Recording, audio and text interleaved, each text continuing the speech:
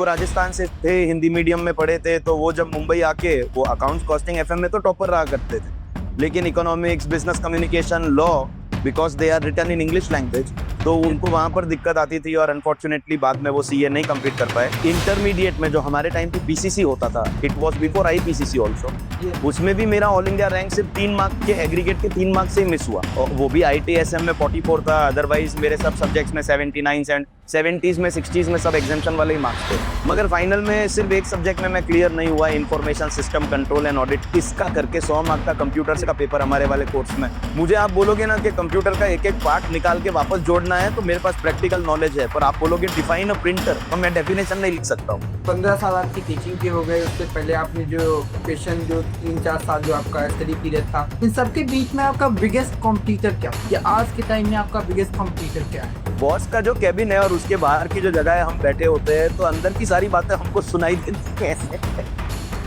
और उससे क्या होता है, क्लाइंट से नेगोशिएट क्या करना। आप सोचिए शुभम, आप अपने आप को आज से 1.5 साल बाद जब आप सीए बन के अपनी खुद की प्रैक्टिस शुरू कर रहे हैं, तो सिर्फ काम आना काफी नहीं है। क्लाइंट जब आपसे पूछेगा सर आप फीस कितना लेंगे, तो अपनी फीस उससे कैसे मनवाई जाती है, वो हम कान लगा के सुनते थे।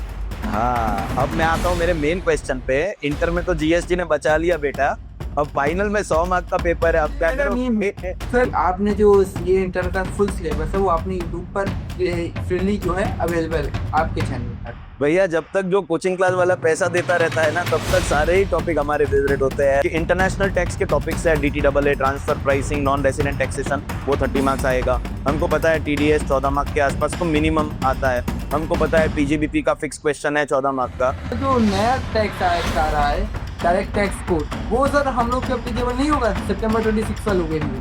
बिल्कुल नहीं होगा। मैं ऐसे ऐसे इन्फ्लुएंसर देता हूँ, टॉयलेट कैसे जाना है वो भी सिखा रहा है, सीढ़ियाँ कैसे चढ़ना है वो भी सिखा, पानी कैसे पीना है वो। 10 मिलियन व्यूज। जेनजी ना इन्फ्लुएंसर, उनको टीचर्स नहीं चाहिए, उनको पेरेंट्स नहीं चाहिए, उनको इन्फ्लुएंसर का गोबर चाहिए। वो गोबर तुमको लाके दे देते हैं। मुझे समझ नहीं आता है कि फील्ड से कुछ लेना देना नहीं है, उसके ऊपर भी लोग वीडियो बना बना के वो कर रहे हैं। 3 से 4 साल आपका जो स्टडी पीरियड था, उसके बाद 15 साल आपके टीचिंग एक्सपीरियंस हो गया। इनमें इनके बीच में आपको कोई ऐसी गलतियां हुई हो जिसका आपको रिग्रेट हो, अभी भी रिग्रेट हो? ये जो रेड है ना, ये बॉलीवुड में अच्छा लगता है। रेड जैसा कोई वर्ड इनकम टैक्स लॉ में कहीं नहीं लिखा गया है। अगर आपको कोई भी नोटिस आती है, स्क्रूटिनी की नोटिस आई, आपको स्पेशल ऑडिट की नोटिस आई, you have to reply to that notice. Officer notice भेजेगा और आप रिप्लाई नहीं करोगे, वो नहीं चले। और अगर आपने रिप्लाई नहीं किया, फिर भी उसको आपकी टोटल इनकम और टैक्स कंप्यूट करके आपका ऑर्डर पास करना होगा। जब आप रिटर्न ही फाइल नहीं करोगे तो वो कैसे करेगा बेचारा। और जिंदगी का सबसे बड़ा आज के टाइम का topic, do you believe in love?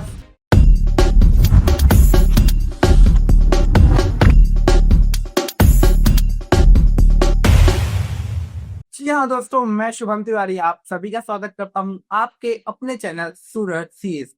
और आज हम बात करने वाले हैं टैक्सेशन में 15 साल से ज्यादा टीचिंग का एक्सपीरियंस रखने वाले the one and only CA Siddharth Surana sir ji से।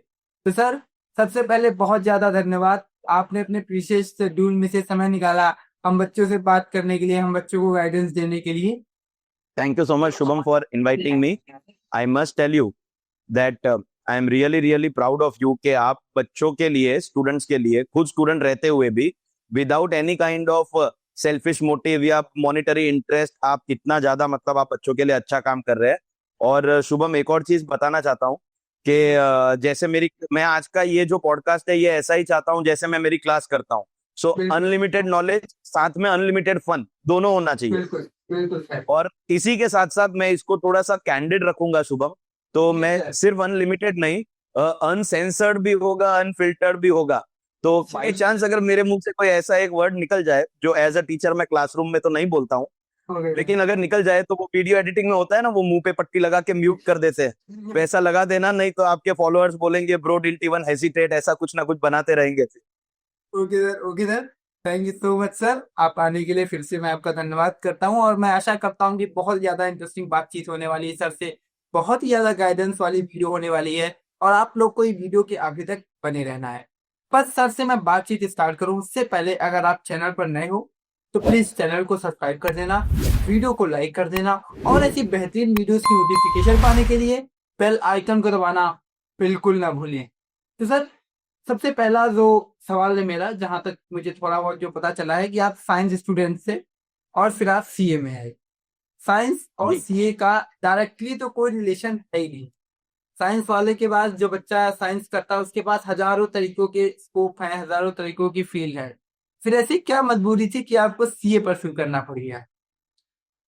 एक्चुअली मैं पहले से सीए ही करना चाहता था। वो मेरी मम्मी ने मुझे जब 10th में बहुत अच्छे रिजल्ट आ गया था तो मेरी मम्मी ने मुझे जबरदस्ती साइंस दिलवा दिया था।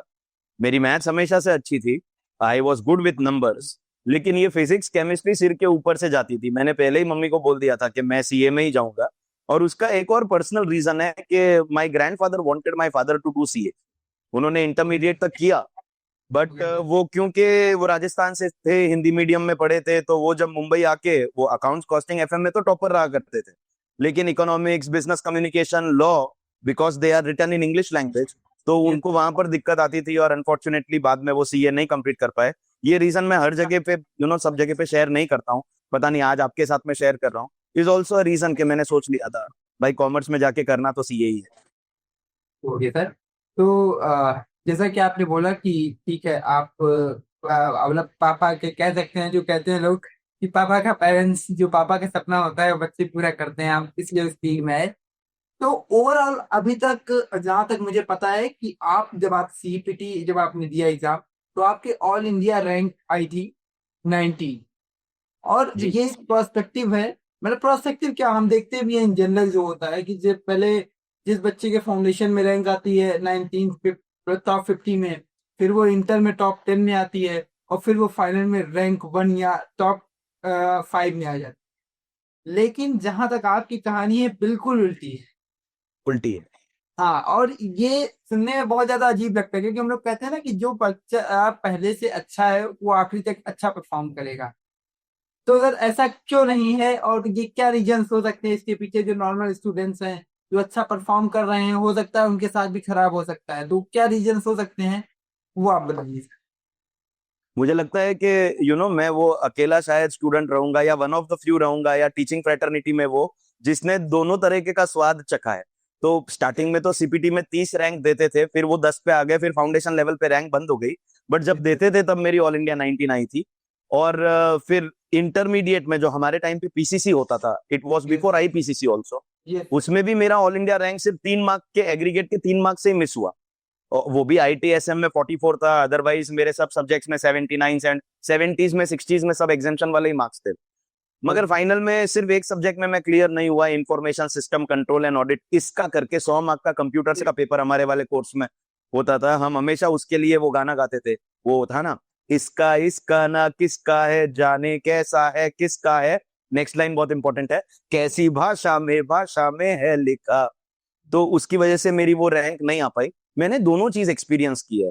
और मैं ये चीज बताना चाहूंगा आपकी ऑडियंस को भी, सीए परस्यू करने वाले बच्चों को भी, आपको खुद को भी शुभम, आपका भी अपकमिंग फाइनल अटेम्प्ट है, इसलिए दैट जो रैंक होल्डर होते हैं ना, जो हर समय रैंक लेके आते हैं, उनको यही लगता है कि सीए बहुत इजी कोर्स है, ये वो। बाद में आपने वो मीम देखा होगा, सीआईडी का अभिजीत आके छापड़ मारता है, बकचोदी मत कर सकते, वो आपने अगर देखा होगा तो। रैंक होल्डर को कभी ये लगता ही नहीं है कि फेलियर भी कोई चीज हो सकती है।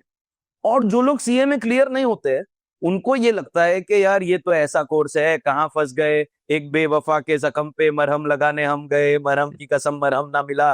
वो वो हर समय ये वाले मीम्स बनाते रहते हैं। बट मैंने ये चीज मैं आपको बोलता हूँ कि एक एक पर्टिकुलर सिस्टम से, तरीके से चलना होता है। There is a particular approach to go for CA exam. एक एक चेकलिस्ट है कि ये 8-10 चीजें हैं जो आपको करनी होगी। आपको राइटिंग प्रैक्टिस करनी है, आपको सोशल मीडिया से, न्यूज वगैरह से, इससे दूर रहना है, ज्यादा कम्युनिकेशन इक्विपमेंट के ऊपर ज्यादा ध्यान नहीं देना है, आपका रिवीजन बराबर होना चाहिए, आपकी पढ़ाई क्वांटिटी में कम और क्वालिटी में ज्यादा होनी चाहिए। कुछ चेकलिस्ट है। हम तो है ना शुभम, ये बोलते हैं ना कि top 10 factors for sure short success in CA. Actually इसके ऊपर एक अलग से पॉडकास्ट बना सकते हैं कि मैं आपको 10 काम बोलता हूँ, आप ये 10 काम कर लो, मेरी गारंटी है आपका है ना सीए क्लियर हो जाएगा। और आप मेरी सीए की डिग्री में सरेंडर कर दूंगा अगर ये झूठ निकले तो। मैं आपको एक 10 चीज का है ना चेक पॉइंट दे दूंगा कि ये चेकलिस्ट दे दूंगा, आप कर लेना। तो बस फर्क सिर्फ इतना रहा शुभम के, जब मैं सीपीटी में था तो मैंने वो चीज को फॉलो करी। और हम जब छोटे होते हैं तो एक पेरेंट्स का डर भी होता है, हम पढ़ाई को सीरियसली भी लेना चाहते हैं, एक अंदर की आग, एक अंदर का पैशन ज्यादा होता है। हम हमेशा से, मैं स्कूल में कॉलेज के दिनों में मैं टॉपर रहा था, तो मेरे लिए बहुत नॉर्मल था। और मैंने इंस्टीट्यूट के मटेरियल के जितने क्वेश्चन, सीपीटी के अंदर हमारे 4 ही सब्जेक्ट थे, तो और नया नया एमसीक्यू आया था, उसके पहले कभी एमसीक्यू सीए के एग्जाम में थे नहीं। तो हमारे कोचिंग क्लासेस के पास भी लिमिटेड डेटाबेस ऑफ क्वेश्चंस था। जी सर। उन्होंने थियरी तो सब पढ़ा दी, लेकिन क्वेश्चन कहाँ से प्रैक्टिस करूँ। इंस्टीट्यूट ने नई नई मॉड्यूल निकाली थी, वो मॉड्यूल के पीछे जितने क्वेश्चन है ना, मैंने सारे के सारे सॉल्व कर दिए थे। मैंने सिर्फ इतना ही किया था, and that was very very helpful to me, कि मैं 200 में से 172, मतलब 86% से ऑल इंडिया 19 रैंक उस टाइम पे आ गई थी। एंड इंटरमीडिएट में भी हमारे टाइम पे पीसीसी जो था, उसमें भी मेरी same he level of preparation थी। खाली जो इंफॉर्मेशन टेक्नोलॉजी, क्योंकि कंप्यूटर्स मेरा हमेशा से वीक रहा है, नहीं, वो तो theoretically आप सब्जेक्ट भी मुझे टफ होता है सर, वो सब्जेक्ट भी थोड़ा Exactly. सा आउट ऑफ बॉक्स होता है। हमने भी दिया था इंटर में अपना इंफॉर्मेशन सिस्टम वाला जो होता है, ईआईएस, सीआईएस सिस्टम। ईआईएस दिया होगा। Yes sir. हाँ, यस। तो तो कैसा है ना, अगर होता आप है कि मुझे बोलेंगे ना कि, सॉरी सर, बोलिए। में ये होता है बस कुछ भी करके 40 आ जाए, भले सिक्स बना के कुछ भी यहाँ पे। करके 40 आ जाए। बस मेरी भी परिस्थिति वही थी। स्ट्रेटेजिक मैनेजमेंट में मैंने, है ना, वो 50 मार्क का था, उसमें ही मेरा ज्यादा फोकस था। मुझे आप बोलोगे ना कि कंप्यूटर का एक एक पार्ट निकाल के वापस जोड़ना है, तो मेरे पास प्रैक्टिकल नॉलेज है, पर आप बोलोगे डिफाइन अ प्रिंटर, तो मैं डेफिनेशन नहीं लिख सकता हूँ। और यही मेरे को आईटी में 44 आया, अदरवाइज मैंने बाकी सब जगह पे पैशनेटली काम किया। 64, 69, 75, 79 ऐसे मेरे दूसरे सब्जेक्ट्स के मार्क्स थे। तो fair enough, I lost rank only by 3 marks even at intermediate. But जब बात फाइनल की आई ना, एक तो ये, और आज के फाइनल के बच्चों को खास करके बताना चाहूंगा, आर्टिकलशिप जैसे ही चालू होती है ना, हमको ये लगने लग जाता है कि इस दुनिया के शहंशाह बॉस तो हम ही है, बस हम ही वो राइट है। हम हमारे प्रिंसिपल को पागल समझते हैं, हम हमारे क्लाइंट को पागल समझते हैं। क्लाइंट के यहाँ पे 30 साल से अकाउंटेंट काम कर रहा है, उसको आपसे ज्यादा, आपकी एज से ज्यादा एक्सपीरियंस है, उसको पागल समझते हैं। हम ना, हमको वो जो ओवर कॉन्फिडेंस है ना, कि नहीं नहीं ये तो ये दैट इज बेसिकली आप बिग तो धोती मिस्टेक। खोल रहे हैं, मुझे क्या बोलना आप तो धोती खोल रहे हैं हम स्टूडेंट्स की। है, बट आप अग्री करेंगे कि जो बोल रहा हूं तो कि मुझे भी वो over confidence, I admit it honestly, कि मुझे लग रहा था कि हो जाएगा। मैंने बाकी सब सब्जेक्ट में, बिलीव नहीं, मेरा टोटल 400 से ज्यादा था। इनफैक्ट मेरे से कम टोटल वाले बच्चे दोनों ग्रुप पास हो गए थे, मतलब मेरा टोटल उनसे भी ज्यादा था।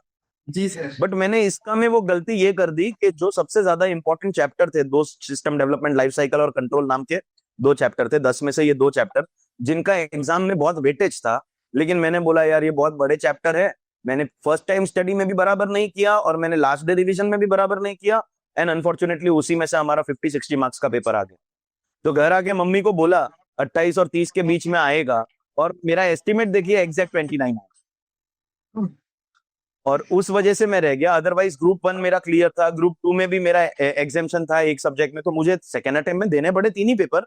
बट ये मेरे ऊपर लाइफ टाइम का स्टैंप रह गया, that a rank holder student clear CA final in second attempt. Result के दिन दोस्त और रिलेटिव सब फोन करते हैं ना, तो मेरा जो एकेडमिक करियर था, मुझे कोई फोन करके ये नहीं पूछता था कि क्लियर हुआ क्या। People use to call and ask भाई कौन सा रैंक आया।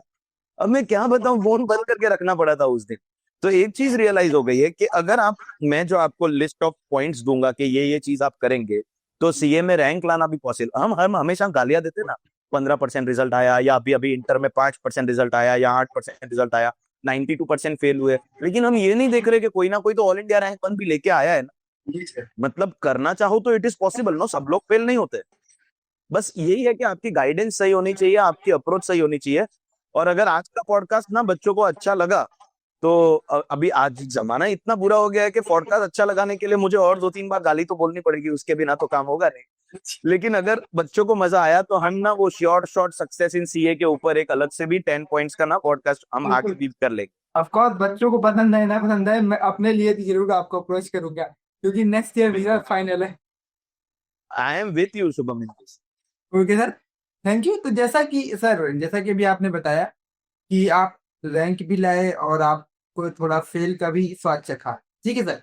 तो वहीं से मेरा एक क्वेश्चन ये बनता है कि अभी तक 15 साल आपकी टीचिंग के हो गए, उससे पहले आपने जो पेशन जो 3-4 साल जो आपका स्टडी पीरियड था, इन सबके बीच में आपका बिगेस्ट कॉम्पिटिटर क्या था, या आज के टाइम में आपका बिगेस्ट कॉम्पिटिटर क्या है? ऑनेस्टली शुभम ना, मेरी एक जेन्युइन बिलीफ है, ऐसा नहीं है कि ये मोटिवेशनल स्पीच दे रहा हूँ इसलिए बोल रहा हूँ, कि मैं ना कोई और डायरेक्ट टैक्स के प्रोफेसर को ना फॉलो करता हूँ, ना देखता हूँ वो क्या कर रहे हैं। आई एम नॉट इंटरेस्टेड। हाँ, अगर कोई फेमस है बच्चों के अंदर, तो वो किस रीजन से फेमस है, उनकी अच्छाई क्या, किसी की बुक अच्छी है या किसी का कोई पर्टिकुलर तो वो सारी चीजें मैं इनकॉर्पोरेट कर लेता हूँ। अदरवाइज मैं ये नहीं देखता हूँ कि I am not competing with anybody, I am competing with myself. मैं हर क्लास में बोलता हूँ कि every batch I try to be better than the previous batch. मतलब इसका मतलब ये नहीं बच्चों कि आप बोलो ठीक है सर हम अगले बैच में आते हैं क्योंकि आप बेटर रहेंगे आज से। ऐसा नहीं होना चाहिए। But I your and for any human being the competitors are your laziness, your negative mindset. आप जो है ना अपने एक कंफर्ट जोन के अंदर रहते हैं कि नहीं यार मैं तो इतना ही घंटा पढ़ पाऊंगा, मैं आज ऑफिस में 8 घंटा काम करके आया हूं, अब मैं 2 घंटा पढ़ाई नहीं कर पाऊंगा। तो ये सब चीजों अगर आप छोड़ दोगे ना तो ऑटोमेटिकली श्योर श्योर सक्सेस हो जाती है। बट मैं अपने आप को ही अपना सबसे बड़ा कॉम्पिटिटर मानता हूं, टू बी वेरी ऑनेस्ट। वगैरह सही कहा आपने। यही हम लोग का भी यही प्रॉब्लम होती है कि अगर हम लोग दूसरे स्टूडेंट से कंपैरिजन करेंगे तो ऑफकोर्स नुकसान नहीं रहेंगे, रेदर देन खुद से कंपटीशन करें कि हमारे अंदर क्या एग्जैक्ट कमी है, क्या प्रॉब्लम है, उसको हम कैसे अपना एनहेंस कर सकते हैं अपने स्टडी पीरियड को। आप ऐसे आप कंपेयर करेंगे ना, अरे बाप रे उसका तो एफआर हो गया, मेरा तो अभी तक कुछ शुरू नहीं हुआ, या उसने तो एएफएम कर लिया, क्योंकि आपका अगले साल अटेम्प्ट है ना। तो मैं उस हिसाब से आपको एग्जांपल दे रहा हूँ कि अब तक आपका एफआर और एएफएम हो जाना चाहिए था। जी सर। तो उस डर से आप अपना और नुकसान करेंगे rather than doing some benefit for yourself. Okay sir, तो वही मेरा भी यही रहता है कि ठीक है जो हो गया वो हो गया, अभी तक जितना हुआ अभी सोचो अभी जो समय है उसको कैसे फुलफिल किया जाए, कैसे उसको एग्जैक्टली। किया जाए। ओके सर, थैंक यू, आपने ये बात बताई। और अभी जैसा कि अभी आपने बोला था कि जो आर्टिकलशिप में हम खुद को बादशाह समझते हैं और अपने आसपास के लोगों को एकदम बहुत ही लो ग्रेड का समझते हैं, तो एक एडवाइस जो आप और देना चाहते हो उन स्टूडेंट्स को जिनकी आर्टिकलशिप चल रही है। आप आसपास के नहीं, अपने से जो सीनियर जो होते हैं ना, अपने डबल उम्र के लोग, हम उन्हीं को भी पागल समझने लग जाते हैं। मतलब हमको लगता है we are the smartest of all, but ऐसा नहीं है। जो हमारी एज जितना एक्सपीरियंस लेके बैठा है उनका आप समझ लीजिए कि obviously they know things better than us.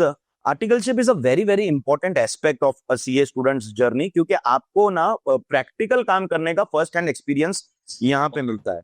तो मैं हमेशा स्टूडेंट्स को बोलता हूँ कि आर्टिकलशिप चूज करने के वक्त आप कुछ चीजों का ध्यान रखिए। फॉर एग्जाम्पल, अगर आप कोई एक्सेसिवली बड़े फॉर्म में जाएंगे, विच वो आपका मैटर ऑफ चॉइस है कि आपको कॉर्पोरेट में एंट्री चाहिए, आपको अडानी किम में या रिलायंस में जाके आगे जाके सीईओ या सीएफओ की पोजीशन मिल जाए, तो शायद आप बिग फोर में जाके काम कीजिए। बट प्रॉब्लम इज दैट वो जब आपको एक पर्टिकुलर एरिया ऑफ वर्क देते हैं ना काम करने के लिए, वो इतना एक्सेसिवली आपसे स्पेशलाइज करवाते हैं कि आपको दूसरे किसी फील्ड की नॉलेज नहीं होती।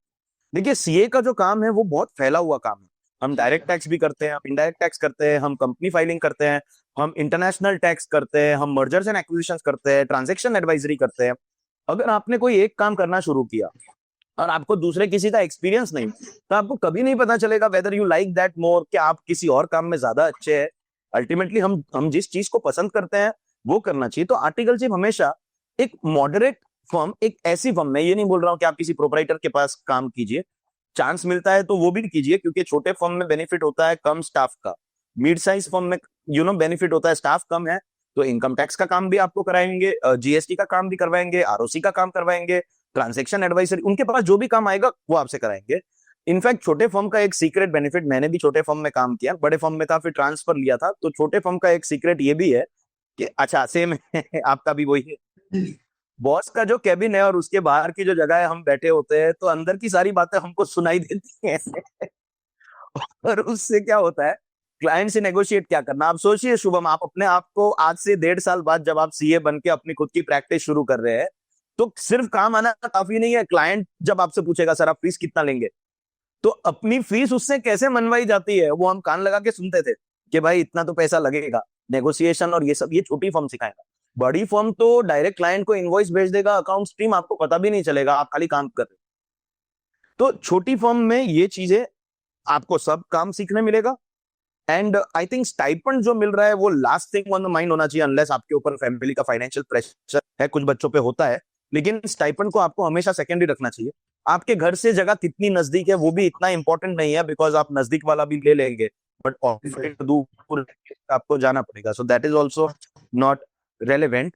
और सबसे इंपॉर्टेंट फैक्टर, अगर कोई भी सीए फर्म आपकी फाइनल की पढ़ाई में अगर वो मामला अटकाती है क्या, तो आप ये समझिए कि इंटर क्लियर करना आपकी लाइफ का ऑब्जेक्टिव नहीं। Ultimately you have to clear CA final both groups. और अभी जो करंट सिस्टम है उसमें मैं तो आपको क्लियरली बोल रहा हूँ शुभम, कि आपका अगर 2 साल वाला आर्टिकलशिप है अभी के बच्चों का, तो आपका इंटर क्लियर होते ही आपका 3 साल वाला होगा शायद। नहीं, 2 साल आपका 2 साल वाला, 2 साल आपका 2 साल वाला करेक्ट है। यस तो आपका जैसे ही इंटर क्लियर होता है, आपके फर्स्ट ईयर में एफआर, एएफएम और एसपीओएम का एटलीस्ट एक आध मॉड्यूल हो जाना चाहिए।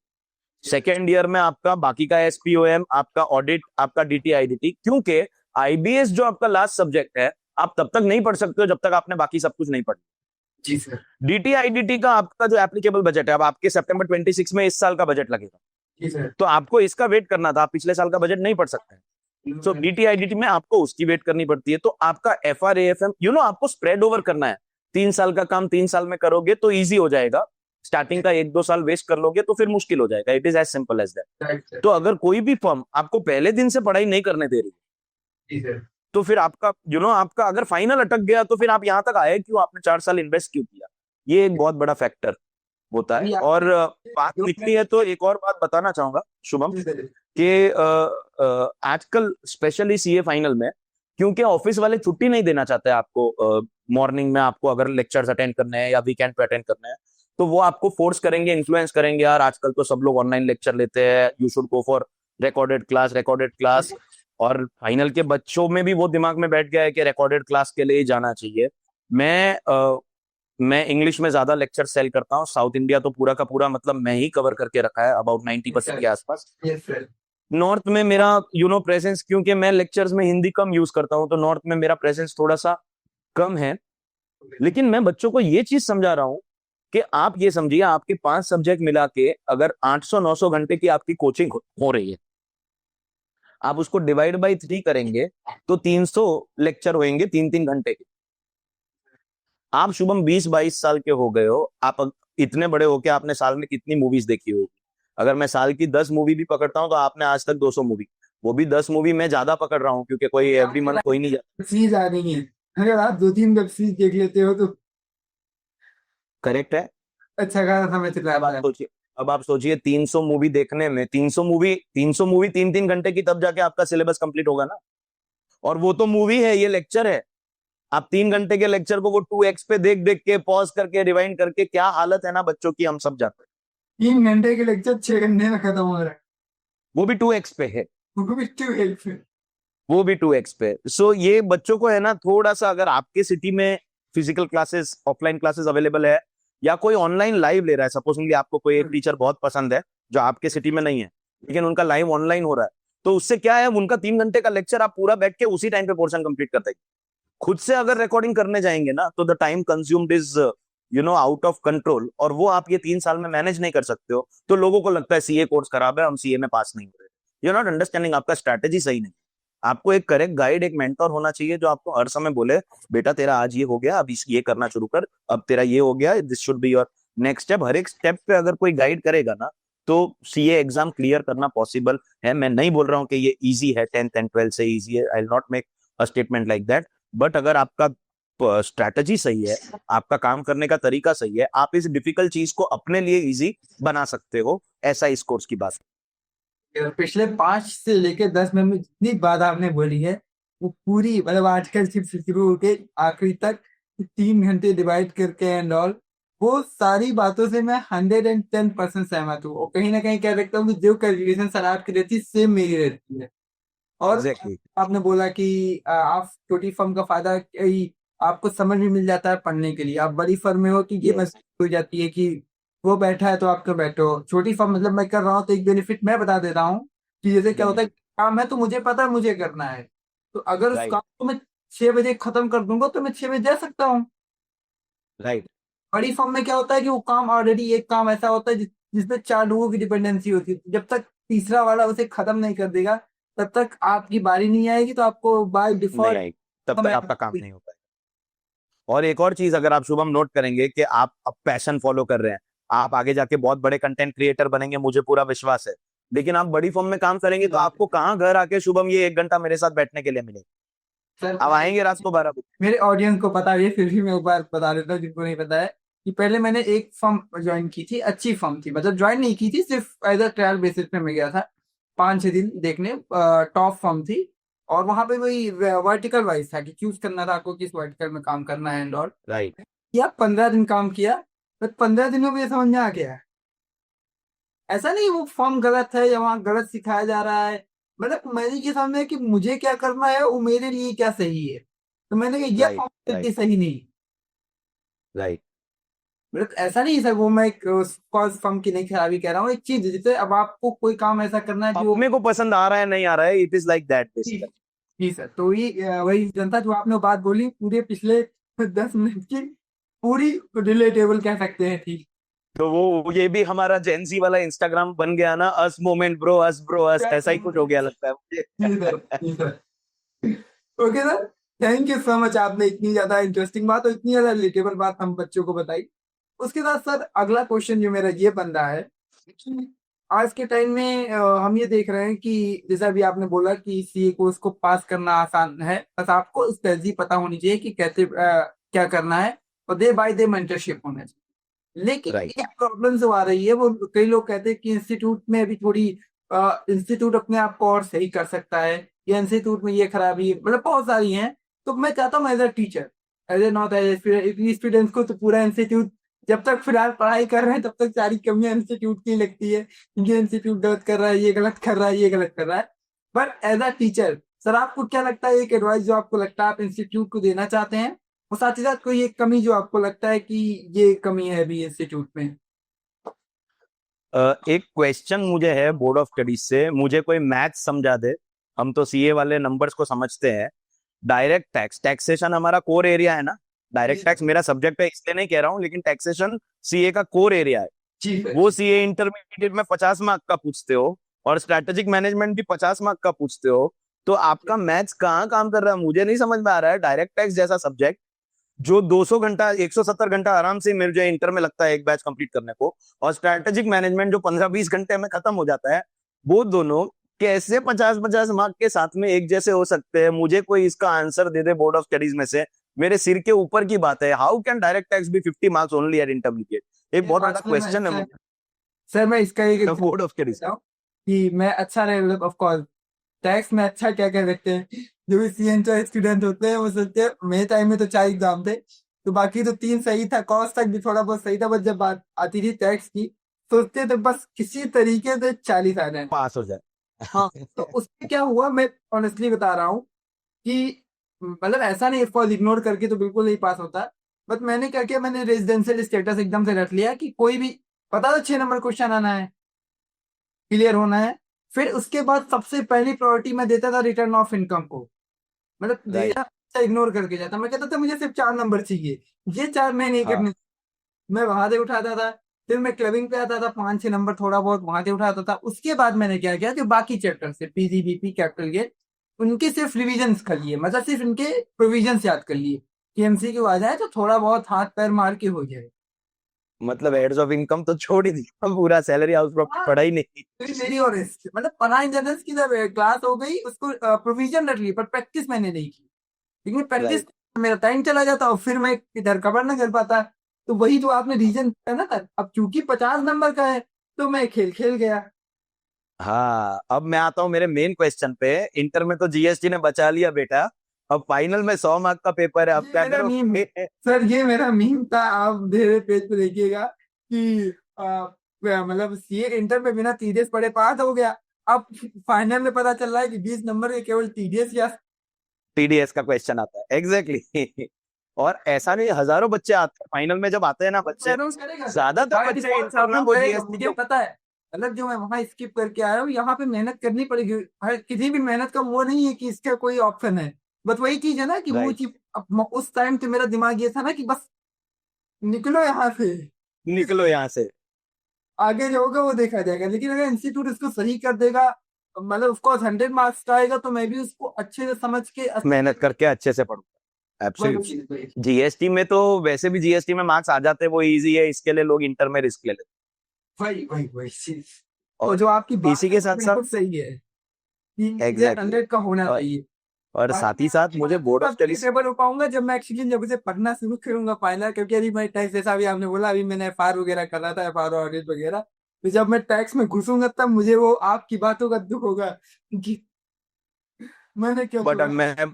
मैं डराना नहीं चाहूंगा, नहीं तो शुभम गाली आप दे दोगे इस बार। लेकिन मेरे हिसाब से अगर सितंबर 26 आपका अटेम्प्ट है तो अब तक आपका एफआर एएफएम खत्म होके टैक्स शुरू हो जाना चाहिए था, मतलब इन दिनों के आसपास अभी कहीं अभी टैक्स नहीं शुरू हुआ है, अभी ये चल रहा है। पर। चलिए, मैं डराऊंगा नहीं आपको। नहीं नहीं, डराने से ही फायदा होता है, जब डरूंगा तभी तो। ठीक है, इसके ऊपर ये मेंटरशिप और गाइडेंस तो आपकी, मैं आफ्टर द पॉडकास्ट ऑल्सो हम लोग बार बार भी इसके ऊपर बात करके आपको मैं इन टच रह सकता हूँ इसके बारे में। बिल्कुल है। और इसके साथ साथ ना बोर्ड ऑफ स्टडीज के लिए ना मेरे लिए एक बहुत अच्छा सजेशन, मतलब मैं अच्छा मानता हूँ, आप माने नहीं माने सबका अपना ओपिनियन रहेगा, कि पहले ना हमारे 8 पेपर होते थे। जी सर। तो एक दिन की छुट्टी के साथ 16 दिन एग्जाम चलती थी। जी सर। अब हो गए 6 पेपर, तो 12 दिन एग्जाम चल रही है। अगर ये जो एक दिन की छुट्टी, और कोई कोई में तो कभी कभी आ जाती है 2 दिन की छुट्टी भी आ जाती है, कोई फेस्टिवल होता है या ऐसा कुछ होता है, तो अगर इंस्टीट्यूट हर पेपर के बीच में जो गैप एक दिन की जगह पे 2 दिन कर लेना, सिर्फ इतना सा कर लेना, तो आपका जो नंबर ऑफ डेज एग्जाम का बढ़ेगा that will be only 6 days. जो इन एनी केस पहले 16 होता तो अभी 18 हो जाएगा। But I am telling you Shubham, जो हम रिजल्ट्स में चेंज देखेंगे ना, it will be massive.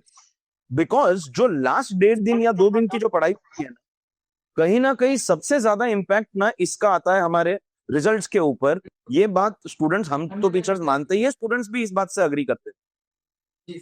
But इसमें भी दो प्रोस्पेक्टिव जो मुझे ऐसा लगता है, एक्चुअली मैं भी थोड़ा बहुत एनालाइज किया करता हूँ।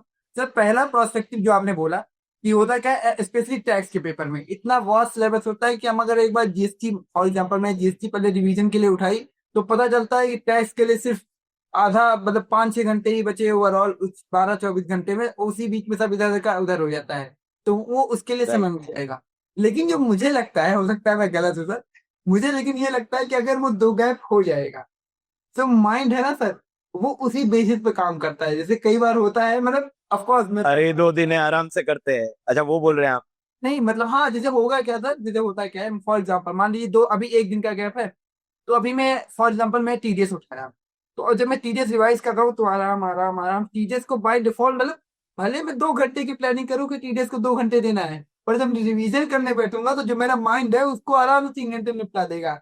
लेकिन जो लास्ट चैप्टर रिवाइज करूंगा, वो आखिरी के 15 मिनट में रिवाइज करूंगा। अरे हाँ, तो वही चीज क्या होगी ना, था जब 2 दिन का मिलेगा तो माइंड, हो सकता है, ऑफ कोर्स मैं गलत नहीं कह रहा हूँ, पर मुझे लगता है ये भी एक पॉसिबिलिटी बन सकती है। कि बच्चा जानबूझ के हर एक चैप्टर को ज्यादा ज्यादा टाइम देगा, तो जिसको कम देना है उसको कम ही दे। जानबूझ के कोई नहीं करता है, बस वो हो जाता है। माइंड में उसको पता है मेरे पास टाइम है, इसलिए। हाँ जी सर, तो मुझे लगता है कि अगर मान लीजिए 16 दिन हो गया, तो हो सकता है कि एक, ऑफ कोर्स कोई भी काम होता है तो उसका एक पॉजिटिव और एक निगेटिव इम्पैक्ट दोनों होता नेगेटिव है। होता है। Yes yes. ओके सर, तो जो आपने एडवाइस दी है बोर्ड ऑफ स्टडीज को, आई होप अगर इंस्टीट्यूट का कोई भी काउंसिल मेंबर इसको देखता है तो आई होप हो सकता है इसमें कुछ चेंजेस हो जाए। और thank you so much sir. Hopefully. ठीक है। उसके बाद सर, अगला क्वेश्चन ये है कि जहाँ तक मैंने थोड़ा बहुत पता किया है और एक दो स्टूडेंट्स ने भी बोला है कि आपने जो ये इंटर का फुल सिलेबस है वो अपने यूट्यूब पर फ्रीली जो है अवेलेबल है आपके चैनल पर, राइट सर? यस। तो सर ऐसा क्या है, मतलब ऐसा क्या रीजन है कि जो आपने उसका मैं थोड़ा सा है ना क्यों। लैंग्वेज में आंसर देता हूँ कि मैंने इंटर का सिलेबस फ्री में क्यों डाला। आपको ये तो पता है शुभम के, अब आप फाइनल के बच्चे हो, तो टैक्स पे करने के लिए हमारे पास 2 ऑप्शंस होते हैं, ओल्ड रेजिमेंट, न्यू रिजीम। नहीं पॉइजन। मैं ये क्लास में बोलता हूँ ओल्ड रेजिम या पॉइजन, क्योंकि आपको ये दिख रहा है कि यार ये मेरा कितना टैक्स बचा रहा है। पहले 1,12,500 था, अब 1,22,500 हो गया। असेसमेंट ईयर 26-27 जो आपको लगेगा, उसमें 2,32,500 रुपए का टैक्स डिफरेंस है। Yes sir. लेकिन आप ये नहीं देख रहे हो कि इसके लिए आपको कितने करोड़ के टैक्स बेनिफिट फॉरगो करने पड़ेंगे। आपको स्पेशल इकोनॉमिक जोन का बेनिफिट नहीं मिलेगा, 35AD का बेनिफिट नहीं मिलेगा, साइंटिफिक रिसर्च नहीं मिलेगा। वो जो छोटे मोटे गरीबों वाली जो बातें होती है ना, एटीसी एटीडी, वो सब तो सभी बोल देते हैं, but there are crore of rupees का टैक्स बेनिफिट जो आपको नहीं मिलेगा न्यू रेजिम में जाने के लिए। तो मैं ये बोलता हूँ ओल्ड रेजिम या पॉइजन, मैं ये नहीं बोलता ओल्ड रेजिम या न्यू रेजिम। तो ठीक उसी तरह ना मैं ऐसे क्लास में, ये जनरली मेरे से जो बच्चे पढ़े वो रिलेट कर पाएंगे कि एक बार आपने इंटर मेरे साथ में कर लिया ना, क्योंकि हम लोग जो क्लास में फोकस करते हैं that is not on knowing what is written in the law. Our focus is ये सेक्शन क्यों बना, इस सेक्शन को बनाने के टाइम पे फाइनेंस मिनिस्टर के दिमाग में क्या चल रहा था, what is the reason behind the provision. और जिसको उसकी आदत लग जाएगी ना कि मेरे को हर चीज का लॉजिक पता होना चाहिए, लॉजिक से बड़ा कुछ नहीं होता है, तो फिर वो फाइनल में उसके पास भी ना दो ऑप्शन रहेंगे, मैं या पॉल्जन. मतलब उसको एक बार मैं ये ओपन चैलेंज करता हूँ कि एक बार मेरे इंटर के लेक्चर देख लो, फिर फाइनल में आप जहर खा लोगे लेकिन मुझे नहीं छोड़ोगे. ये मेरा इट इज नॉट मैं ऑनेस्ट हूँ, मैं बड़ी बड़ी बातें नहीं करता हूँ, मैं कोई समाज सेवा नहीं कर रहा हूँ. ये मेरे लिए एक मार्केटिंग स्ट्रेटेजी है, मुझे पता है मेरा वो फाइनल का एडमिशन कंफर्म हो जाएगा. Okay sir, okay sir. Simple तो है. समझ गया. तो मतलब पॉइंट है कि जो स्टूडेंट आपके पास फाइनल में आ रहा है, अगर वो एक बार इंटर का देख लेगा तो मजबूरन, मतलब अगर फ्री में इंटर का देख लेगा तो फाइनल में आपके पास आएगा. कंफर्म है, वो कंफर्म है. और वैसा ही होता है, अपने इंटर के बच्चे हमेशा अपने पास ही आते हैं. Okay sir. चलिए मैं भी देख मैं भी एक्चुअली मुझे पढ़ना भी है पहले थोड़ा बहुत इंटर का, तो मैं वहीं से देखता हूँ. मैं भेज दूंगा लिंक. Okay okay sir. उसके बाद सर अगला क्वेश्चन ये है कि आप मतलब टैक्सेशन जैसा आपने बताया बहुत वास्ट सब्जेक्ट है, तो इसमें आपका फेवरेट टॉपिक क्या है जो आपको पढ़ाते हो तो आपको बहुत ज्यादा मजा आता है? अभी इसमें वापस मैं थोड़ा सा ऑनेस्ट और थोड़ा ब्लेटेंट आंसर दूंगा. इसमें मतलब हो सकता है कि मैंने पहले ही बोला था, मैं अनसेंसर्ड और अनफिल्टर्ड बोलूंगा.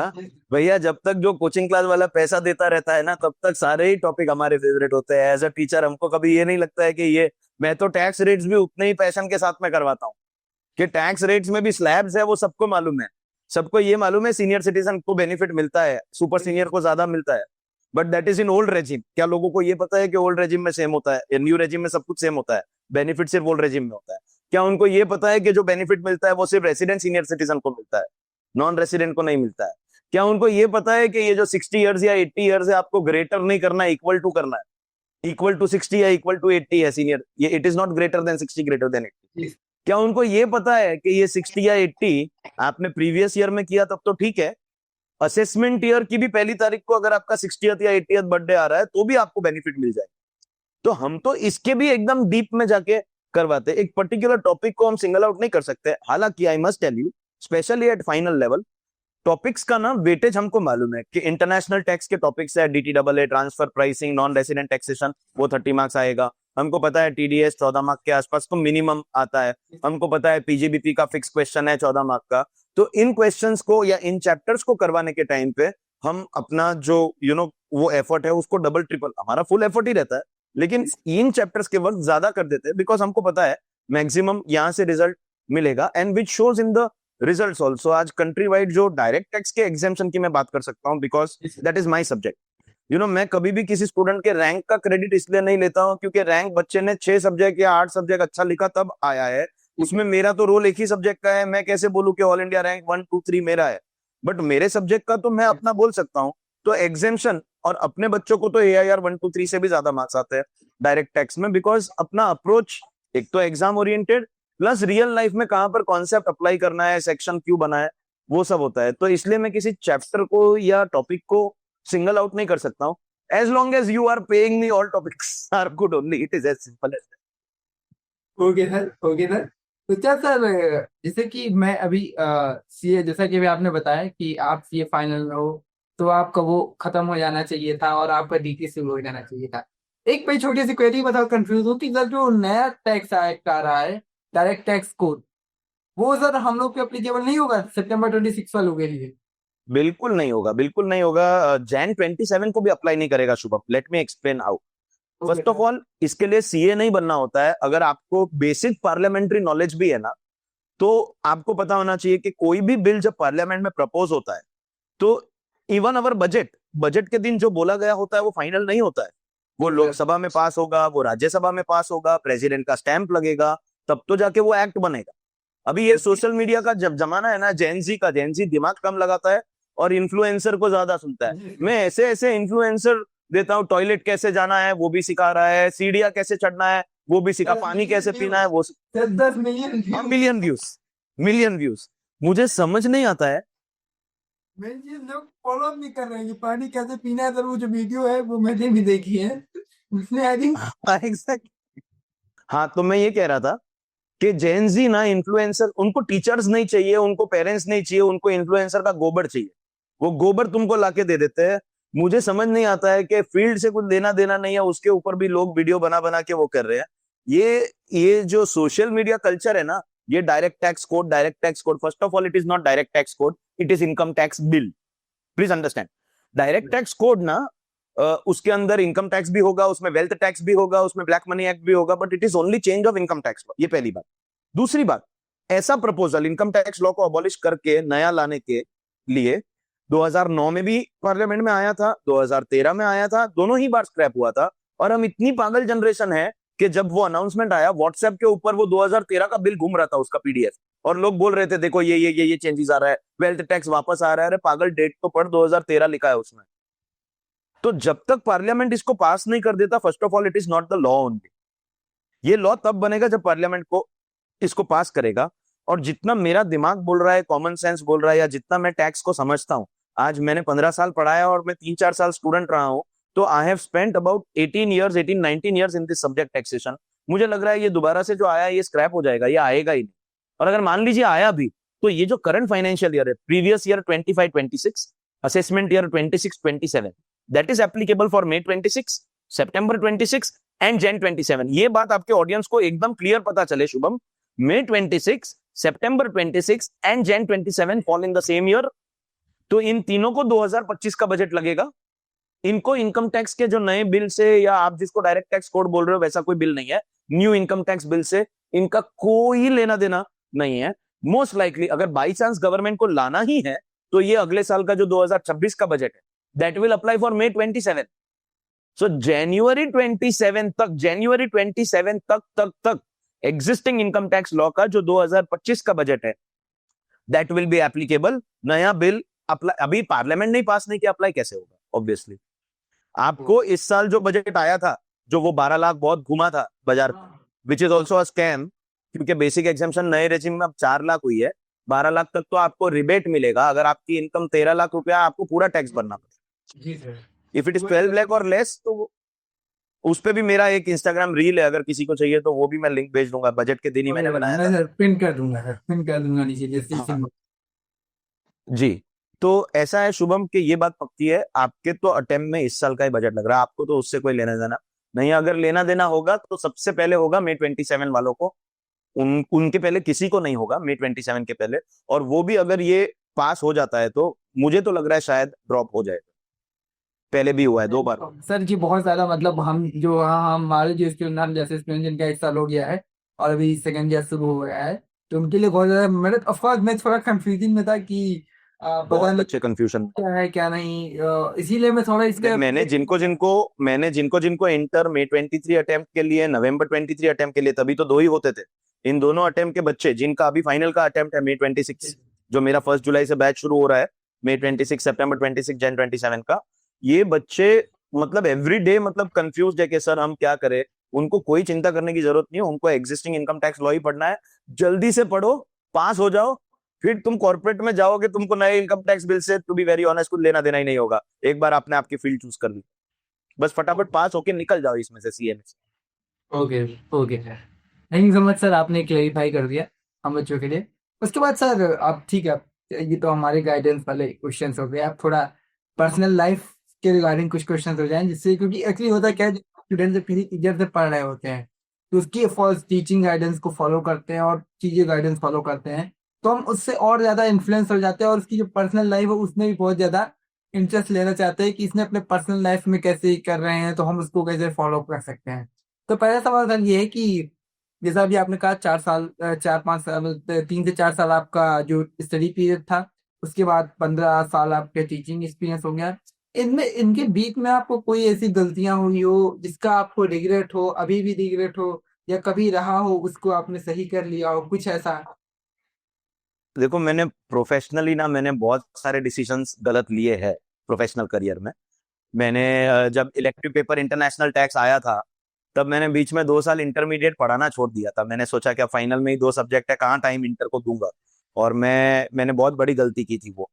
मैंने बहुत सारी गलतियां की है, मतलब यू नो के देर इज मैं बट बिलीव मी, मुझे इनमें से किसी गलती का, प्रोफेशनल किसी भी गलती का आज तक रिग्रेट नहीं है, क्योंकि हर गलती से मैं सीखा हूँ। जी every mistake made me learn a lesson. मुझे पर्सनल लाइफ में सबसे बड़ा रिग्रेट है, और इसलिए मैं बच्चों को भी बोलता हूँ कि तुम ये मत सोचो यार सीए में अभी तो 4-4 महीने से अटेम्प्ट होंगे, आराम से करेंगे, आराम से करेंगे, आराम से करेंगे। मुझे इस बात का रिग्रेट है कि मैं सीए बना, और सीए बनने के तुरंत बाद है ना, हमको ओवरनाइट सक्सेस नहीं मिलती है। हमको 2-4 साल जेस्टेशन में, अपने प्रोफेशन में सेटल होने में, सब कुछ होने में लगता है। मुझे बहुत बड़ा रिग्रेट है कि मेरा रिजल्ट आया जुलाई में, और 1 साल भी नहीं हुआ था, 11 महीने के अंदर अंदर जून के महीने में आई लॉस्ट माई फादर। और वो मुझे देख नहीं पाया, मैं आज जहाँ हूँ या जो कर रहा हूँ। I know wherever he is, he will be extremely proud of me, but मुझे इस बात का हमेशा दुख रहता है, हमेशा रिग्रेट रहता है कि मैं उनको प्राउड जो फील करवाने वाली जो बात होती है ना, मैं उसमें थोड़ा सा लेट हो गया अनफॉर्चुनेटली। काश मैं 2-4 साल जल्दी अगर सीए बन गया होता, थोड़ी सी मेरी सक्सेस वो देख पाते। ये चीज की रिग्रेट कभी भी नहीं जाएगी। अब मैं तो इसका कुछ कर नहीं सकता हूँ, लेकिन मैं बच्चों को हमेशा ये बोलता हूँ कि तुम ये समझ लो, तुम जो अटेम्प्ट शेड्यूल्ड हो, चाहे तुम्हारा May 26 था या September 26 था, एक्चुअली सितंबर तो होगा भी नहीं, May 23 वाले को May 26 लगेगा, और November 23 वाले को चूज करना है कि सितंबर दूं या जनवरी दूं। जो अर्लीस्ट पॉसिबल अपॉर्चुनिटी मिलती है ना, उसमें फटाफट दे के क्लियर करो, सही स्ट्रेटेजी से जाओगे तो क्लियर हो जाएगा। सर, इसीलिए बाय डिफॉल्ट जैसे कि मैं नवंबर था, मतलब पहले मैं नवंबर ही था, नवंबर था, तो जैसे हुआ तो मेरे दिमाग में ये बात आई नहीं कि जनवरी कुछ है, मेरे दिमाग में ये है सितंबर मिला हो गया है एंड जो I am extremely proud of you for this, कि जितना जल्दी हमको चांस मिले ना, हमको कर लेना चाहिए। कल उठ के ऐसा नहीं हो कि हमको रिग्रेट हो जाए कि हमारे माँ बाप ने हमको जो किया, हमारे लिए जो किया है, मतलब हम कभी वो जो ऋण कहते हैं हिंदी में, एक वर्ड है लोन, वो ऋण हम कभी चुका नहीं सकते हैं। लेकिन कम से कम हम अपना सक्सेस उनको दिखा के, हमारी सक्सेस ही उनका लोन रिपेमेंट है, आप ऐसा समझ। तो जितना जल्दी हो सके उतना करना चाहिए। हालांकि यही एक पर्सनल लाइफ का रिग्रेट है। प्रोफेशनली तो अभी मैं आज ही आपके पॉडकास्ट में कोई ऐसा वर्ड बोल दूं जो टीचर को शोभा नहीं देता, तो वो भी एक मिस्टेक है, लेकिन मुझे उस सब से फर्क नहीं पड़ता है। आज कुछ किया, कल उससे बेटर हो जाएंगे, because I told you know I am my biggest competitor. Her batch में बेटर होते जाना है बस। Thank you. और थोड़ा सा सैड भी लगा, but everything is for good, ये कह सकते हैं। जी। और उसके बाद सर अगला क्वेश्चन मेरा ये है कि जैसे अभी आपने बहुत ज्यादा तारीफ की आपने अपने जो फ्री यूट्यूब लेक्चर हैं उनके बारे में, तो मेरा अगला सवाल ये है कि अगर मैं आपसे एक, आपको चैलेंज आप कह सकते हैं कि अगर मैं आपको एक चैलेंज दूं कि आपको एक ड्यूटी का, मुझे कोई भी टॉपिक आपको पढ़ाना है जिससे मैं कन्वीनियंस हो जाऊं आपका फाइनल का टेस्ट का लेक्चर ज्वाइन करने के लिए, तो आप कौन सा टॉपिक पढ़ाना चाहेंगे और कैसे पढ़ाना चाहेंगे सर? मैं आपको एक नहीं 3 कॉन्सेप्ट करवाता ओके हूँ। सर। पहला कॉन्सेप्ट, ओके, पहला कॉन्सेप्ट कुछ ऐसा है। तेरे दर पर सनम चले आए, तू ना आया तो हम चले आए। अब आप सोचोगे क्या कर रहा है, सुनिए। सेक्शन 132 बोलता है that the officer can conduct a search in your premium. ये जो रेड है ना, ये बॉलीवुड में अच्छा लगता है। रेड जैसा कोई वर्ड इनकम टैक्स लॉ में कहीं नहीं लिखा गया है। It is called search and seizure. मतलब ऑफिसर, जिसको हम रेड ही बोलते हैं, उसको सर्च बोलते हैं, वो आपके यहाँ पे कब आ सकता है? पहले वो आपको बुलाएगा, समन्स देगा, यू हैव टू गो। अगर आपने उसके समन्स से कंप्लाई नहीं किया, मतलब ऑफिसर ने बुलाया, आप नहीं गए, तो वो आएगा। तभी तो हमने बोला ना, तेरे दर पर सनम चले आए, तू ना आया तो हम चले आए। That is how a search can be conducted. This is section 132। अगर मैं आपको एक और कॉन्सेप्ट की बात करूं तो आपने वो सुना है, मुझको ना जितना मुझ पे उतना इस दिल को तुझ पे होने लगा एतबार। ये सुना है? इनकम टैक्स का रिटर्न फाइल किया है कभी ऑफिस में? आपने छोटे फॉर्म में काम करते हो तो चांस खेला होगा। बिल्कुल सर, बिल्कुल सर। रिटर्न फाइल होने के बाद में आपको एक समरी आती है 143(1). जी sir. What is that summary? मतलब आपने रिटर्न में जो भी दिखाया, हमने उसको एक्सेप्ट कर लिया है, subject to only minor corrections, अगर कोई मिस्टेक आपसे हुई है तो। अदरवाइज हम आपको चैलेंज नहीं कर रहे हैं, हम आपको कोई नोटिस नहीं भेज रहे हैं। आपकी बताई हुई सारी अमाउंट हम एक्सेप्ट कर रहे हैं, whether it is calculation of income, whether it is calculation of tax, everything that you have shown we agree. और क्योंकि ऑफिसर को आपके ऊपर इतना भरोसा है, इसलिए तो आपके लिए गा रहा है, मुझको ना जितना मुझ पे उतना इस दिल को तुझ पे होने लगा एतबार। भाई तीसरा कॉन्सेप्ट है असेसमेंट प्रोसीजर का ही है, सेक्शन 144। इसमें हमको सलमान खान का वो सुल्तान मूवी याद आएगा कि तू बात करे या ना मुझसे, चाहे नोटिस का रिप्लाई ना दे। तो कैसा है कि अगर आपको कोई भी नोटिस आती है, स्क्रूटिनी की नोटिस आई, आपको स्पेशल ऑडिट की नोटिस आई, you have to reply to that notice. Officer notice भेजेगा और आप रिप्लाई नहीं करोगे, वो नहीं चलेगा। और अगर आपने रिप्लाई नहीं किया, फिर भी उसको आपकी टोटल इनकम और टैक्स कंप्यूट करके आपका ऑर्डर पास करना होगा। जब आप रिटर्न ही फाइल नहीं करोगे, तो वो कैसे करेगा बेचारा? वो अपना नॉलेज यूज करेगा, वो अपना एक्सपीरियंस यूज करेगा, वो अपना जजमेंट यूज करेगा। और इसलिए सेक्शन 144 उसको बोलता है बेस्ट जजमेंट असेसमेंट, BJA। मतलब अपने एस्टिमेट के हिसाब से आपकी इनकम कैलकुलेट करेगा। और बजा बोलते हैं हम उसको, बजा, बेस्ट जजमेंट असेसमेंट, मतलब आपकी बजा देगा। क्योंकि आप अगर रिप्लाई नहीं करोगे, फिर भी उसको आपका इनकम कंप्यूट करना है, टैक्स कंप्यूट करना है, तो वो अपना जजमेंट लगा के आपका इनकम टैक्स कंप्यूट करके आपको ऑर्डर भेज देगा। और इसलिए हमारी वो लाइन काम आती है, क्या? तू बात करे या ना मुझसे, चाहे नोटिस का रिप्लाई ना दे, पर ये मत कहना अरे ओ पगले, ऑर्डर ना पास कर मेरा टैक्स ना ले। आपको करना ही पड़ेगा। Okay sir. QR कोड भेजता हूँ, एडमिशन ले लेना, 1 जुलाई से आपका बैच शुरू होगा। ओके सर, बिल्कुल सर, डन सर। सर बस एक छोटा, जैसे कि भी आपने बोला एग्जाम में का कन्वीनियंस मैं आपको कर लूंगा। अभी मैं कई दिनों से सोच रहा था कि एक्चुअली मैंने बिहारी में, मतलब जो SSC की प्रिपरेशन करवाते हैं, जो बिहारी टीचर्स हैं, तो वो ऐसे ही आपने कई सारे मॉडल वीडियोस देखी होगी, गा गा के ये एक भोजपुरी गाना होता है, उसके वजह से कॉन्सेप्ट बना देते हैं। मैं भी अभी ऐसे ही, मतलब मैं सोच रहा था कि कुछ ऐसा रील, कुछ ऐसा कंटेंट हम लोग का हो जो एक गाने की एक लाइन हो और कुछ याद करने वाला। मैं तो सोच रहा था वही हो गया, मिले। तो अभी जो आपने बोला वो बिल्कुल एग्जैक्ट मजा आ गया। कनेक्टिविटी। आपने बिहारी सर से याद दिलाया ना, तो मुझे एक तो खान सर बहुत अच्छे लगते हैं, जिस तरीके से वो सिखाते हैं कॉन्सेप्ट। जी सर। और एक मैंने एक मैथ्स के टीचर को मैंने कहीं सोशल मीडिया पे उनका कोई रील या मीम देखा था, धासु सर नाम था उनका। वो हाँ, जोर जोर से चिल्ला चिल्ला के वो वो महादेव जी की जय, महादेव जी की जय, ठोक दीजिए लाइक, ठोक दीजिए लाइक, ठोक दीजिए। ऐसा बहुत फनी भी लगता है, but at the same time ये भी दिखता है कि सामने वाला कितनी एनर्जी लगा के अपने क्लास के अंदर पूरा सब कुछ देना चाहता है स्टूडेंट्स। जी सर।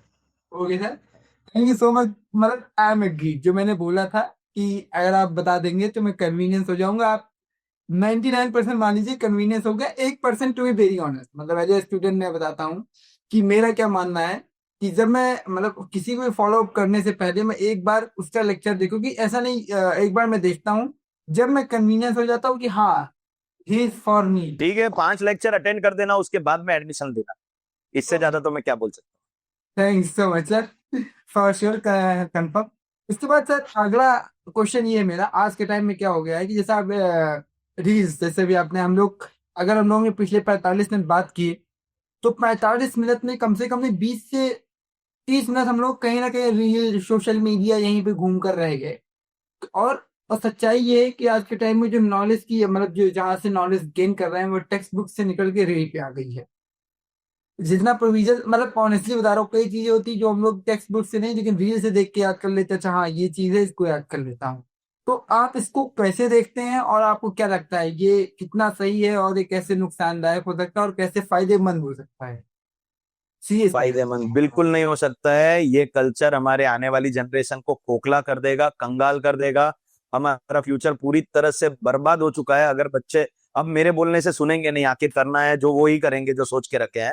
बट जो आपके पेरेंट्स आपको करके दे सकते हैं, या क्लासरूम में कोई टीचर करके दे सकता है, वो एक रील कभी नहीं कर सकता। आधे से ज्यादा रील में आप देखेंगे फेक न्यूज निकलेगा, फेक इंफॉर्मेशन निकलेगी, उसकी कोई बैकग्राउंड नहीं है, कोई बैकिंग नहीं है, उनके ऊपर कोई लायबिलिटी भी नहीं है। आज अगर मैं समझ लीजिए क्लास में आके कोई सेक्शन अगर बाई चांस गलत पढ़ा, नहीं होगा, 15 साल का एक्सपीरियंस है, लेकिन ह्यूमन बीइंग है, अगर कभी गलती हो गई तो स्टूडेंट्स और पेरेंट्स मिलके खा जाएंगे मुझे।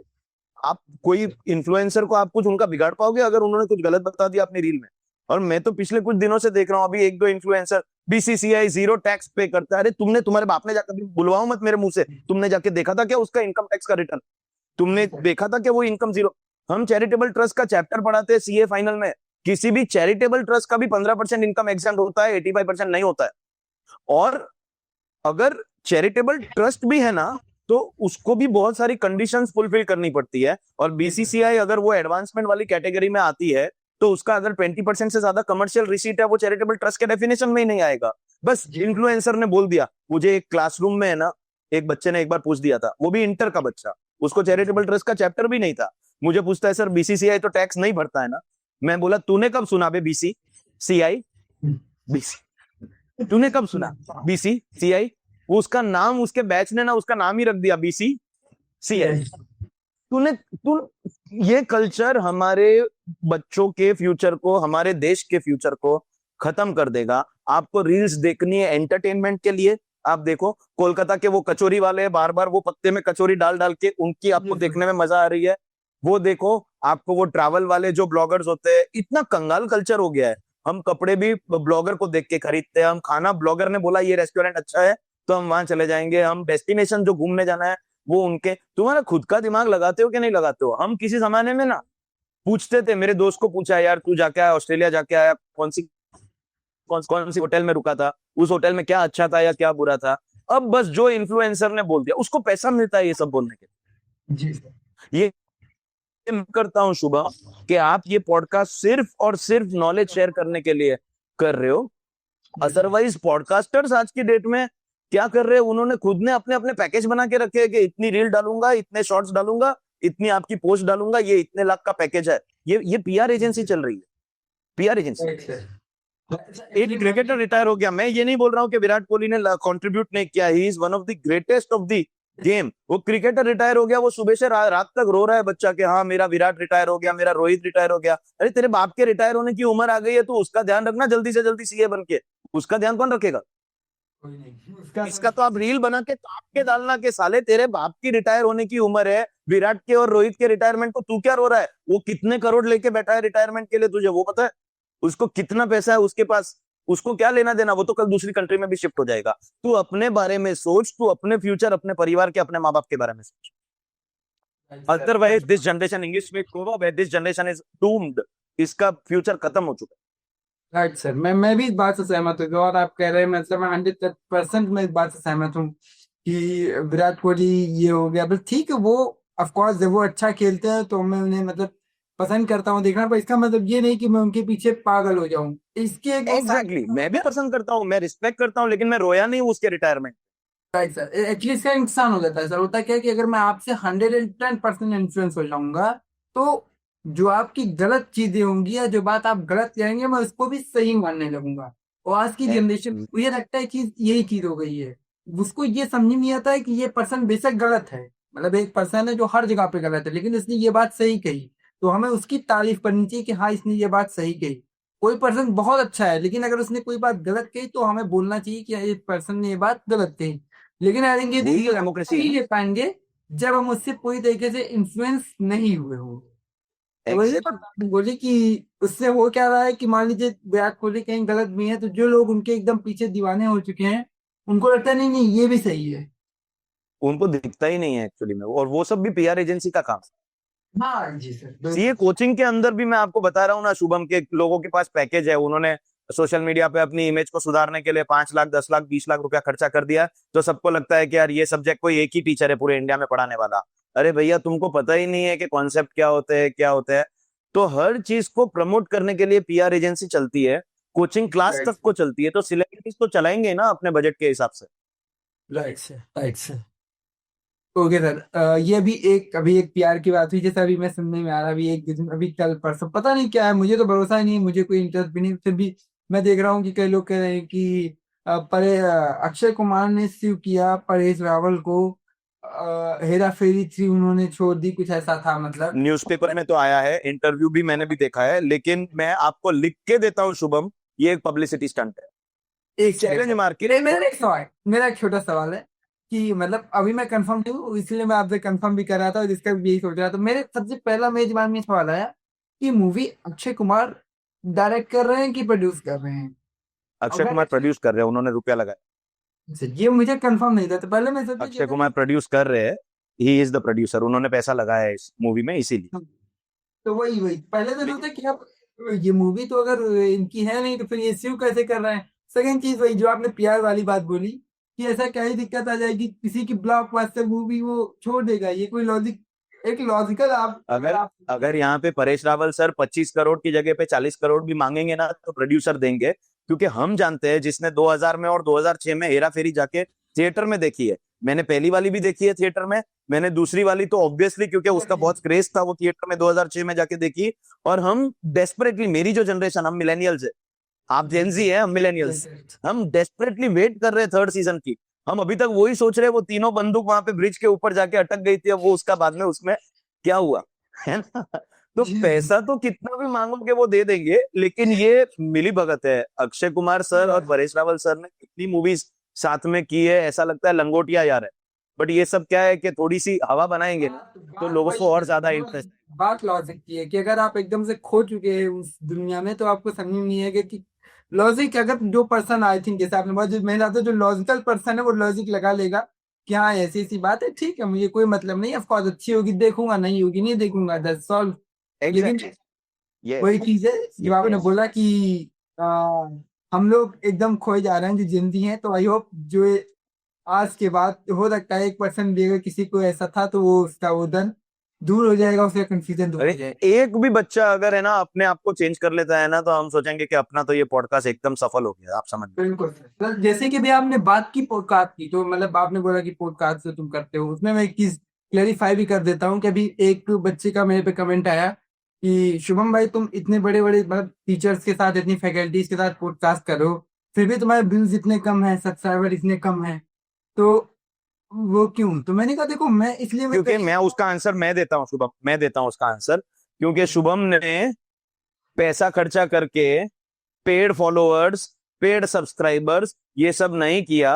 अगर शुभम 5 लाख रुपया 10 लाख रुपया खर्चा कर देता है तो यूट्यूब पे 2 लाख सब्सक्राइबर होना, या इंस्टाग्राम पे 1 लाख फॉलोअर्स होना, या ट्विटर पे 1 लाख, इसके पैकेज मिलते हैं, कंपनियां देती है। जिस दिन शुभम ये खर्चा कर देगा उस दिन उसे भी मिल जाएंगे। 99% लोगों के फॉलोअर्स, सब्सक्राइबर्स पैसा देकर खरीदे गए होते हैं। इतनी अक्कल प्लीज, आप जेनजी हो, इतना आपके अंदर बुद्धि होना चाहिए। हमारे जैसे लोग पैसा खर्चा नहीं करते, मैं नहीं करता हूं, शुभम नहीं करते।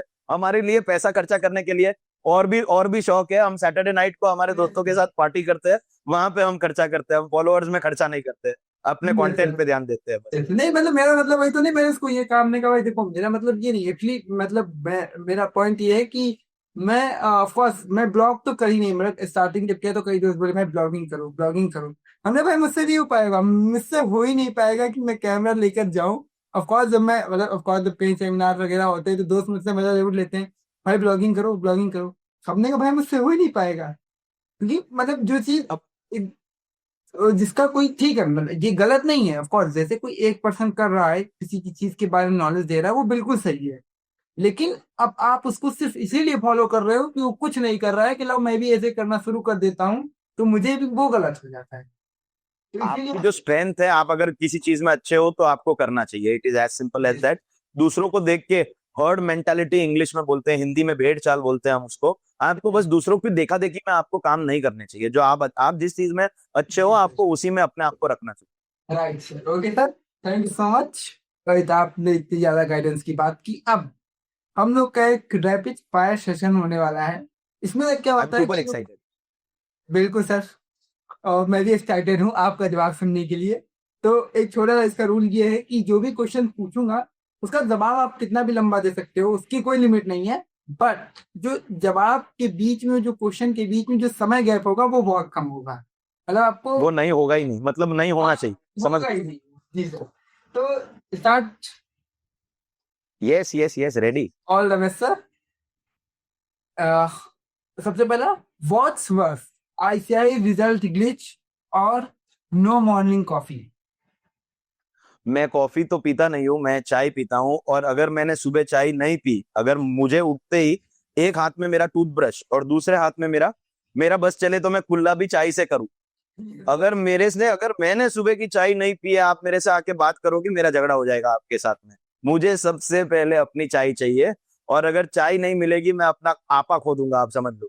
तो ऑफ कोर्स रिजल्ट देखो, अब मेरे को तो रिजल्ट से क्या लेना देना, दैट वे है, क्योंकि मेरे लिए, मेरे बच्चों का रिजल्ट मेरा ही रिजल्ट है। जी सर, लेकिन पहले चाय, बाद में दूसरी बात।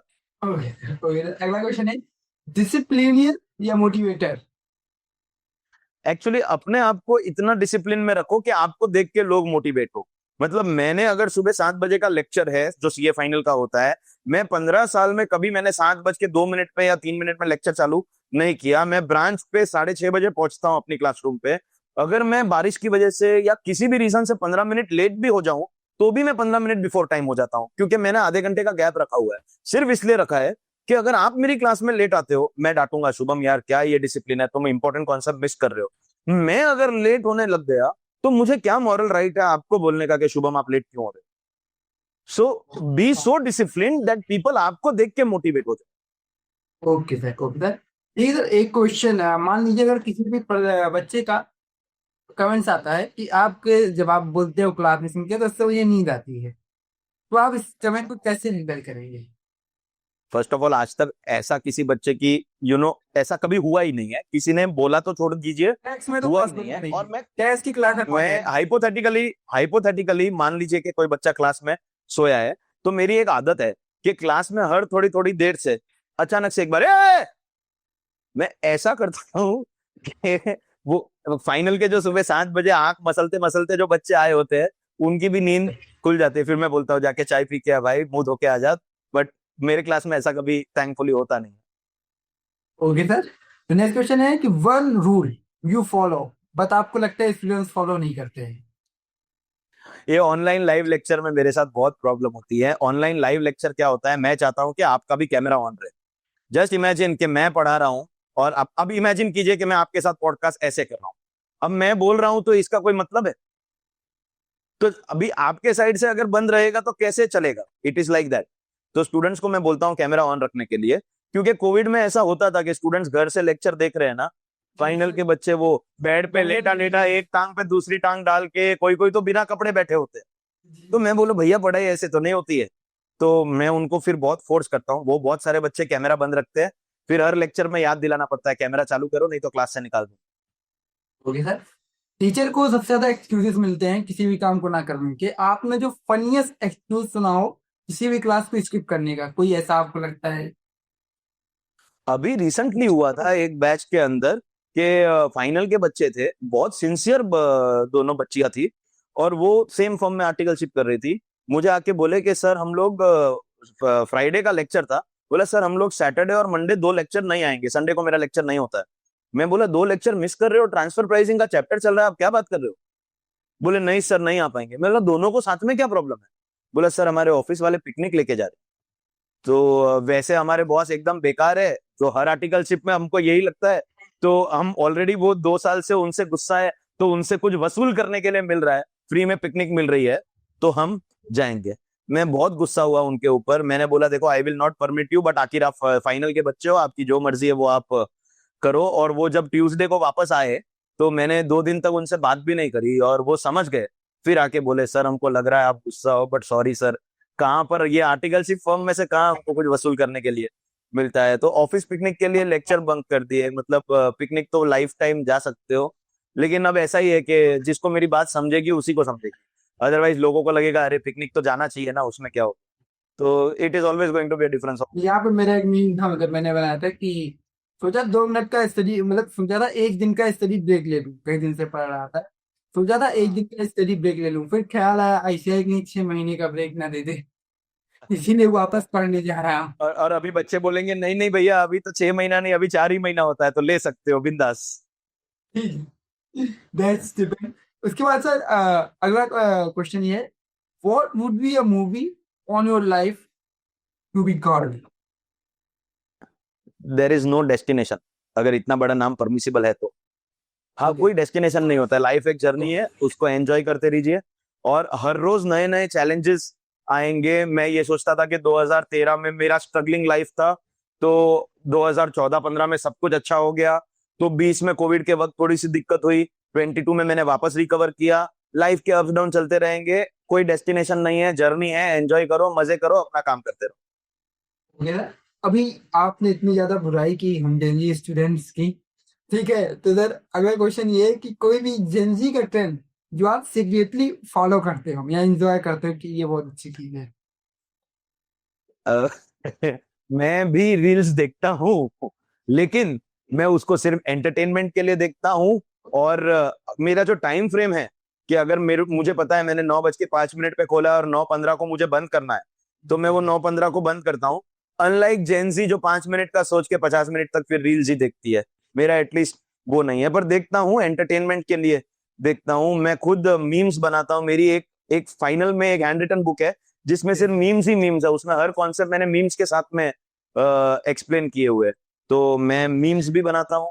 मैं ऐसे बहुत कुछ जेंजी वाला काम करता हूँ। मेरे जो इंटर के बच्चे स्पेशली अभी के जेंजी मुझे बोलते हैं, sir you are more Gen Z than the Gen Z themselves. क्योंकि कोई कोई टर्म्स जैसे मैं उनको पूछता हूँ are you for real, I am the slay king, अरे आज तो बहुत थक गया, आई एम कुक। तो वो ऐसे ऐसे कॉन्सेप्ट है जो उन जेंजी के बच्चों को भी नहीं पता, लेकिन मुझे पता है, तो एंजॉय से सभी कुछ करता हूँ। Okay sir, thank you. उसके बाद अब हमारा रैपिड फायर का लास्ट क्वेश्चन और जिंदगी का सबसे बड़ा आज के टाइम का topic, do you believe in love? अभी शुभम, अभी इसका तो ऐसा है कि I have been married for more than 10 years। I look very young and handsome, लेकिन 10 साल से ज्यादा हो गई है। तो अभी आप जब लव का पूछ रहे हो तो अभी क्वेश्चन मार्क है कि आप मेरी वाइफ के बारे में पूछ रहे हो कि मेरे नेबर की वाइफ के बारे में पूछ रहे हो, ये उसके ऊपर डिपेंड करता है ना। और इसके ऊपर वो शायरी भी हमने सुनी थी कि कितना अच्छा आदमी है प्यार पत्नी से करता है, कितना अच्छा आदमी है प्यार पत्नी से करता है, और गजब की बात तो ये है कि अपनी से करता है। Okay sir. तो ऐसा है कि और लव ऐसा है कि लव हर तरीके से होता है। मैं मदर्स डे के दिन मेरी मम्मी को अकेला लेके जाता हूँ। I call it a mother son date also. मेरा 6 साल का बेटा है, तो वो भी एक लव है। Of course I believe in love, and love is a very important thing. CA के बच्चे के लाइफ में कोई लव नहीं होता है, वो हर टाइम उसका लव स्टोरी फेल ही होता है। ये बात आप भी जानते हो, मैं भी जानता हूँ। मगर जल्दी से जब आप सीए बन जाओगे तो वो जो लव स्टोरी होगी ना, वो अपने आप आएगी, कहीं ना कहीं से आपको ढूंढते हुए आएगी। मैं आपको चैलेंज मार के बोलता हूँ। बस तो टारगेट एक ही है लाइफ का, जल्दी जल्दी अपनी एग्जाम से फ्री हो जाइए ताकि लाइफ में दूसरे बड़े काम करने के लिए आपको समय। Okay sir. एंड देन बहुत ज्यादा मजा आया आपसे बात करके, बहुत ज्यादा अनएक्सपेक्टेड बातें हुई, बहुत ही ज्यादा अनएक्सपेक्टेड गाइडेंस मिला आपसे। एक्चुअली होता क्या है ना, जिसका मैं स्टूडेंट नहीं रहा हूँ कभी, उनसे जब बात होती है तो जो चीजें सीखने को मिलती है वो तो मतलब अनबिलीवेबल होती है। तो सर मैं आपका बहुत धन्यवाद करता हूँ अपनी तरफ से, अपने स्टूडेंट्स की तरफ से, हमारे चैनल पे आने के लिए, हम बच्चों से बात करने के लिए। और आपको इस थैंक यू सो मच। आके कैसा लगा? मुझे सच बता रहा हूँ शुभम, मुझे बहुत अच्छा लगा। जैसे मैंने पॉडकास्ट में पहले भी 2 बार बोला है, मैं फिर एक बार बोलता हूँ, मुझे आपके ऊपर सबसे ज्यादा गर्व इस बात का है कि आप बिना किसी सेल्फिश मोटिव, बिना किसी मॉनिटरी इंटरेस्ट के जेन्युइनली बच्चों को नॉलेज शेयर करने के लिए ये अच्छा काम कर रहे हो। आई am so happy and I am so proud of you. और अच्छा ये भी लगा ना शुभम, मुझे पॉडकास्ट पे आने के बाद में आपका अटेम्प्ट पता चला, तो मेरा 1 जुलाई को जो बैच शुरू हो रहा है, मेरा एक और एडमिशन हो गया। तो मेरे लिए वो भी एक बेनिफिट हो गया। और साथ ही साथ आपके जितने भी दोस्त हैं उनको भी आपके अटेम्प्ट वाले, May 26, September 26, January 27, तीनों अटेम्प्ट वाले बच्चे, इट इज डिस्काउंट वगैरह हम कर लेंगे उसका। You don't have to worry about it. You can directly speak to me on behalf of your friends also. So I am very happy to be with you. And कैसा है शुभम कि अभी हम दोस्त है, तो एडमिशन तो ठीक है, वो भी बहुत इंपॉर्टेंट है, लेकिन अगर उसको एक बार के लिए साइड भी रख दे तो as a friend I am always going to be there for you, क्योंकि मैं अपने हजारों बच्चों के साथ में पर्सनली टच में रहता हूँ। तो आपको किसी भी टाइप की दिक्कत होगी, I will be always there for you. I am so proud कि अपने स्टूडेंट लाइफ में भी टाइम निकाल के आप ये कर रहे हैं। Thank you so much sir. और जैसा कि सर ने बता ही दिया है, बट फिर भी जिन स्टूडेंट्स को अभी भी नहीं समझ में आया उनको मैं बता देता हूँ कि जो जैसा सर ने भी अपने बैच वगैरह के बारे में बताया है, अगर आप सर से और ज्यादा कनेक्ट करना चाहते हो तो सर के जो सोशल मीडिया प्लेटफॉर्म्स की जो लिंक्स है वो नीचे मैं आपको डिस्क्रिप्शन बॉक्स में दे दूंगा, तो उसके थ्रू आप सर से कनेक्ट कर सकते हो। एट द एंड सर आपका बहुत बहुत धन्यवाद, और स्टूडेंट्स आपका भी बहुत बहुत धन्यवाद वीडियो में आपके तक। Thank you so much.